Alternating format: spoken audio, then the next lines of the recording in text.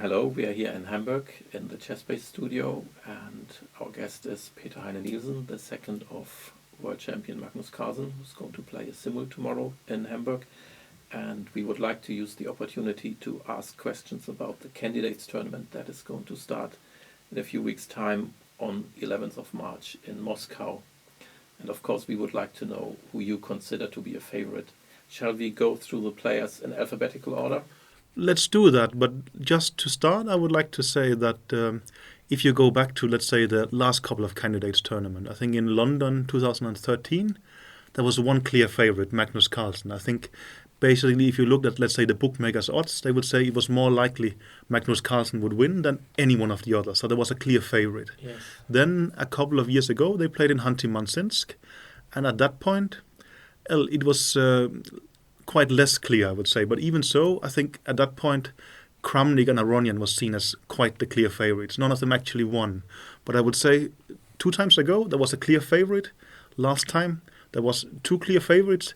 This candidates tournament, I have basically never seen such an open field as this time. I think, well, if I would allow you to take 2 players you prefer, and I will take the rest, and I will be betting happily, simply because it's such an unclear event who is going to win. So I think we are in for a fascinating fight. But let's discuss the players one by one. Yeah, okay, so I think alphabetically first is Vishy Anand. Yes.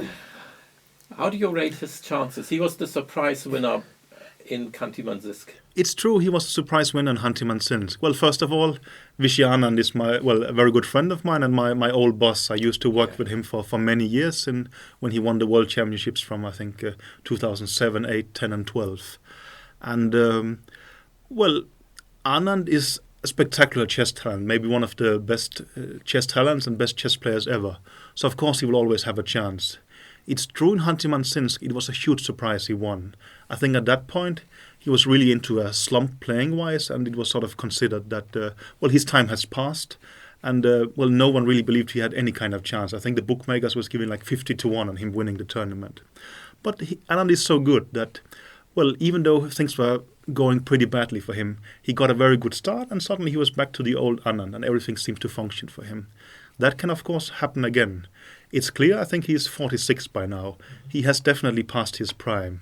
But, Anand will always be Anand, and Anand will always have chances. And if you look at the rest of the field, actually Anand is the only one with real experience at the absolute top world championship level, and he has a ton of experience there. So, of course, he has a chance. But I think he needs to have a good start, and things has to work out for him. So I think it can go either way. But he's one of the dark horses. I would definitely not rate him as one of the favorites. But he's an incredible chess player. And of course, Anand will always have chances. Talking about experience, what exactly does this mean? How does it pay off? And how can you profit from experience in such a tournament? Well, I think experience means that, if you look at all the other players, for them, this will be the tournament of their life. This is the first time they actually have a chance to qualify for a World Championship match. Imagine if it gets very close for them. Then suddenly they will be thinking, okay, this is really my chance. I get to play Magnus Carlsen later in the year. There's going to be a lot of money at stake. Suddenly nerves going to be a huge factor. Anand has been in this situation so many times in his life. He has had, I think he had a playoff with Gelfand, for instance, remember. He had the last game 12 against Topalov in Sofia, where he won in a complicated fashion. He has been in all these situations. He knows he can trust himself in these situations. For him, he will think back, okay, I have tried this before and I have managed. I can do it again. From everybody else, it's going to be the first time for them. So, of course, experience is a huge thing. I think if Anand can get all the way to the finishing line, his experience will be a huge factor. But it's 14 rounds. You can't just live on experience. You have to play his absolute best as well. And what do you think are his strengths that would allow him or that give him chances to win the candidates? I think in general he's a fantastic chess player. He's like a fish in water in complicated positions and such. But I think over his career he's shown he can do everything. But he's limited a bit by, let's say, his age, and also you saw the matches with Carlsen. Of course, also against this sort of, Carlsen style, he has some problems, or maybe just Carlsen has a universal style, but he's just an incredibly great player. But Anand tends to be very well prepared, and I think when things are functioning for him, his upper level is very high. If he gets there, I think, well, he has definite chances.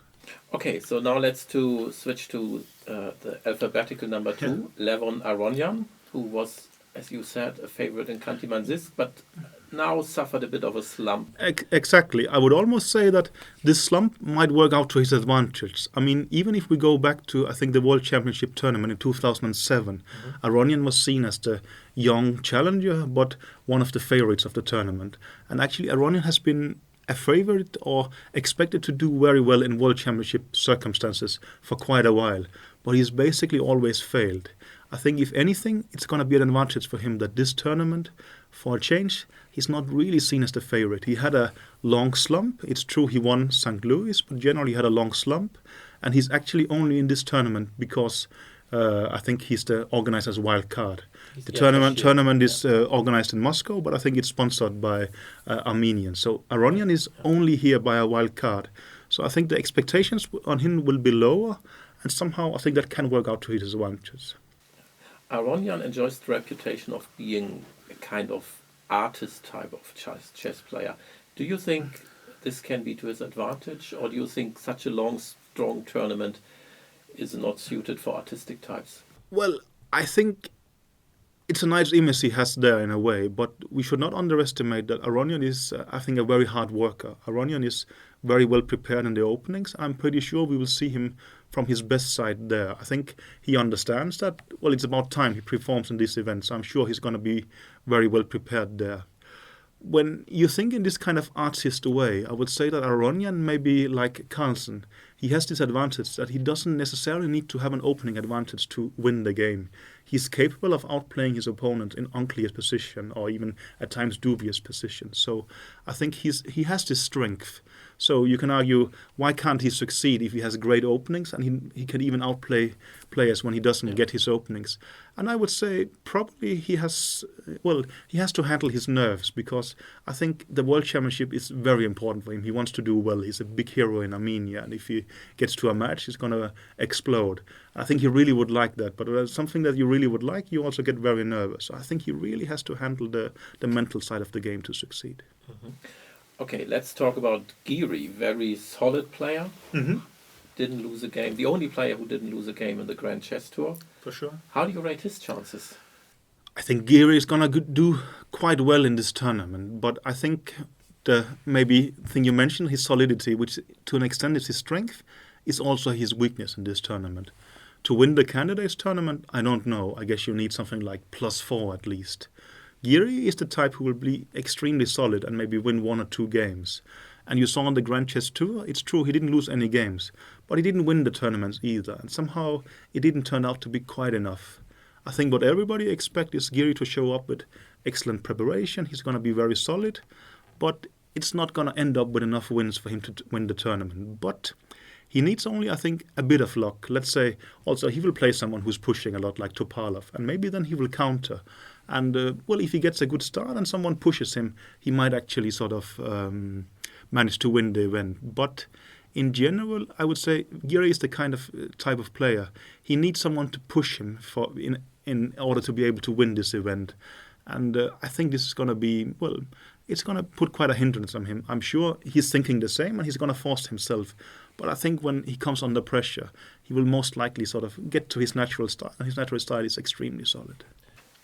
Talking about someone pushing you, you have worked as a second for Anand, for Carlsen.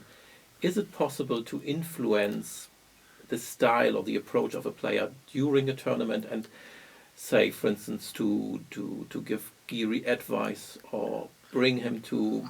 I'm sure it is, but I think in general also these guys are, extremely good, and they have gotten to a stage for... in the chess world where they are. I don't think, maybe in football you will see coaches giving advice like this. I think the chess players, you just want to leave them in the exact situation. Of course, there will be very specific situations where you say that, okay, now the only chance is to win the last 2 games, but the players will understand that themselves. I don't think that as a second you will get anything positive out of saying, now it's really time you play something very strange, stupid. The players will take this decision themselves. They really, they are the experts. You're talking with me, but I think the players are the real experts in this. And how far does a tournament strategy, or in how far do these factors influence a tournament strategy that is set before the tournament, and in how far does this affect the choice of openings you play I or think choose? I think it's something that you adapt along the way. I think also sometimes you will say that a tournament has its own psychology. Let's say the tournament comes to a slow start, then it can be a rather slow event. But let's say somebody suddenly starts winning the first 3 games, then everybody has to catch him, and you have to sharpen your play accordingly. So I think this is the kind of tournament where there is really only one thing at stake. You want to win it or you don't. You get the match or not.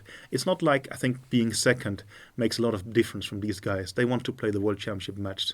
So I think here you will see a tournament where actually they're going to adjust their strategy quite to sort of tournament-specific situations. But it's a very long tournament. I think if you remember back to the last candidates tournament, after 7 games, I thought Kayakin was -1 or -2 and seemed completely out of it. And in the end, he actually was the one who was second. So it's also a long tournament. I think if you start losing the first game, it doesn't help you push a lot and lose 2 more games. You should really be realistic and say this is it's not a sprint, it's a marathon. But I'm sure that more than in normal tournaments, you might see players thinking, okay, I'll be second, that's great. Here, the only thing that really matters for them is first place. Yeah.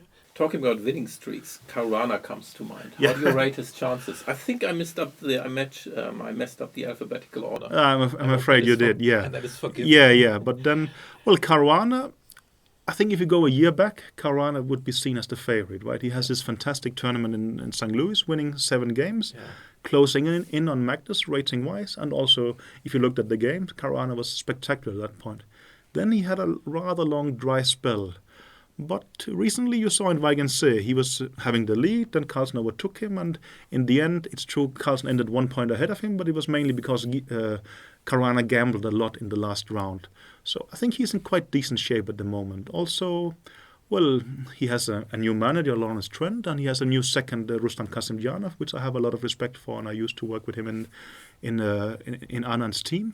So I'm sure that for him, it's really he's going to be very seriously prepared, both physically, mentally, and opening-wise.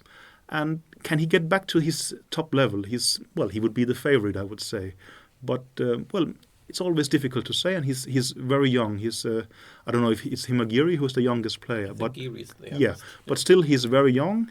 It's the first time he will play for stakes this high, and I think there's really going to be a lot at stake for him. So if he will be able to handle this pressure, I don't know. I remember there was maybe an interview where he talked about in a World Championship match there is a surprising number of mistakes, but I think he's going to feel the pressure this time. But some players under pressure, they rise to their best and play their best. If Caruana does that, I think he could be the new challenger for sure. Talking about pressure, Kayakin seems to be able to handle pressure. Well, at least in the World Cup he did. For sure. So how do you rate his chances? Well, as I mentioned in the last candidates tournament, the first half he was actually quite a disappointment. I saw him as one of the players who had quite good chances there, and at that time he brought Rustam Kasimdzhanov as one of his seconds, and I think that worked out pretty well. He ended up in second place in the candidates tournament by beating Aronian in the last round. Kayakin, I think, will always have chances. In general, recently, I think, because of the financial crisis in Russia, there is less support for the Russian players. I think, Kayakin no longer works with Kasimdzhanov. I think he lost his sponsor. But when it comes to a candidates tournament in Moscow, I feel reasonably sure he's going to get the support he needs. So I think he's going to be well prepared. Kayakin, despite being quite young, he's the same age as Magnus, basically, has quite some experience. He's tried these things before. You said he did win in the World Cup. I think he's played the candidates tournament before. So he has a bit of experience. And I think one thing I really like in his play is that he's an incredible defender. You will see many games in tournaments where in the 5th hours he will be in trouble and others will collapse under these circumstances. It seems like Kayakin is even getting better in the 5th and 6th hours. You remember the last candidates tournament? He made a spectacular save against Swidler and even turned it around and won. And I think recently also he played against Giri in Weigense, and you see him defending like a lion. Mm-hmm. And actually this is, I think, a very important skill. I mean, opening preparation we can all do well. You can have seconds and stuff like this. But this fighting abilities is actually very impressive for kayaking. So I think this is a thing that people don't really notice in kayaking, but something that impresses me really a lot. And no, of course, Kayakin will have chances. It's I think everybody has chances in this tournament, but Everybody. yeah, something like that. Almost everybody, yeah. Okay, then a player who seems to would very much like to win the candidates tournament and to win every game he plays, and this is Hikaru Nakamura. Mm-hmm. Yeah.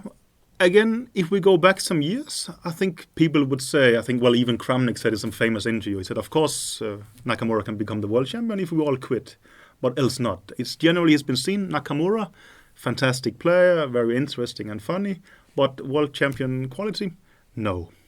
However, I think things with Nakamura have considerably changed. I think he's working quite hard. If you look at his openings, it's clear that, well, he will still play King's Indian, he will play provocative things, but he will do it on purpose. He's also able to shift gears.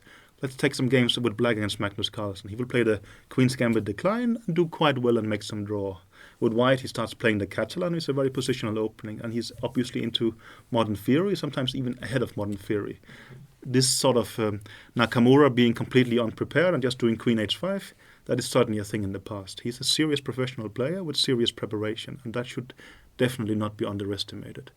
He maybe had some slight issues with form quite recently, and also maybe more often than not, his successes will be against not the absolute best, but the one just below that. But if you take the Grand Chess Tour, it ended quite disappointing for him, but let's say just, well, into the 7th round, he was only slightly work against Magnus Carlsen. Had he managed to draw this position, most likely he would be the one winning the Grand Chess Tour. So he actually comes very close. Mm-hmm. And this, of course, shows a lot of potential, but maybe also shows that when the pressure is on the maximum, he doesn't really manage. But there he played Magnus Carlsen, and in the candidates he will not. So, Nakamura, I think he should definitely not be underestimated. And if I only was allowed to pick one name, I probably would pick Nakamura, actually. Maybe don't tell him, but I think that's what I would do. Okay. So, if you picked one name, if you had to pick one name, it would be Nakamura. It's very close. Also, I follow the odds of the bookmakers, and I think they will give Nakamura, 24% chances, and the next one will be 22. And, well, I care about 2%, so probably I would pick Nakamura. But again, I'm pretty sure that he's not a big favorite in any way. But, generally he was not considered world champion material. He's probably not yet, but he could be world contender material. I think don't rule him out at all, despite these sort of ideas we have of his style. I think he could be very serious, and he's going to be very serious in this event. Okay, what about Peter Sweetler? He played top-level tournaments. He played in the candidates. He has lots of experience. For sure. Actually, I think that's a statistic people are not noticing. If I'm not mistaken, since the World Championship in 2005, Sweetler has played the World Championships, or he played the candidate tournament finals always. I think, well, he played St. Louis as well, and he played, I think, all candidate tournaments since. He's always been around there. He has never been seen as maybe a serious contender for first place, quite to an extent, because also it's an image he likes to portray himself as. He's a funny guy, and the others are better than him, and Mike Grünfeld is bad in a way. But I think actually that have changed. I remember, let's say something like St. Louis, the World Championship in 2005. I thought Sweetler will always have a chance, but maybe a bit like Geary, someone has to push him. He has to be pushed in order. Well, if someone pushes him, he will fight back and he might win. But if you just leave him alone, maybe he will not be ambitious enough. I think this has changed. If you look in the Huntington-Sist candidates, he was really trying a lot. He came well prepared. He at times even overstretched. For instance, he lost to Kayakin because he pushed too much. But it's clear that this was not the modest Sweetler we all seem to know and like, who is funny all the time. This was someone who thought, okay, this is my chance to qualify for a World Championship match. I'm going to do my absolute best. And I think we're going to see the same Sweetler this time. This doesn't mean that he's going to manage. And if you look at the bookmakers' odds, I think he's the one they consider with the least chances. But I really think that Sweetler knows this is a big chance for me. There's no clear favorite. There's no Carlsen in this tournament. I actually have a shot at it. I think he's going to be well prepared. And he has a spectacular chess talent. So if things work out well for him, he has a chance. Last but not least, Vasily Topalov. Yeah. In a way, I would say Topalov is the one I think is the least likely to win this event. Topalov in general has done pretty badly when we look at all kind of official events, World Championships. Of course, the World Championship in St. Louis, where he started with 6.5 out of 7, being the exception. But apart from that event, he has never really shined in these kind of events. The World Championship matches he played, he lost.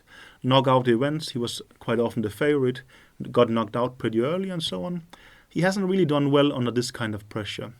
Secondly, I would say that a year ago, we would probably think Topalov is in quite great shape. He beat Carlsen, he was first in Norway chess. But since then, he had some pretty weak results. And the reason he's in this candidate is qualified by rating. But if you look at the current rating list, he's actually quite far behind, let's say, Kramnik, for instance, and such. Yeah. So right now, it doesn't look to me like sort of Topalov is one of the favorites in this tournament. Also, well, his style is very much aggressive and based on being in excellent shape. And this worked maybe in St. Louis when he was really sort of peaking in all kind of areas. But when he doesn't peak, it's a very dangerous situation to be in. I think on the contrary, Topalov will be one of the guys the other players are looking at and say, this is actually a player I can beat with either color. Mm-hmm. This is also Topalov's chance because then they'll play quite aggressively against him. So I think Topalov will be involved in a lot of interesting games. But actually, maybe he's the only player I actually have difficulty seeing being a serious part of the fight for first place. So 7 players who are in the closer range of favorites. And if you were forced to pick 2, Nakamura is the one. Who's the other?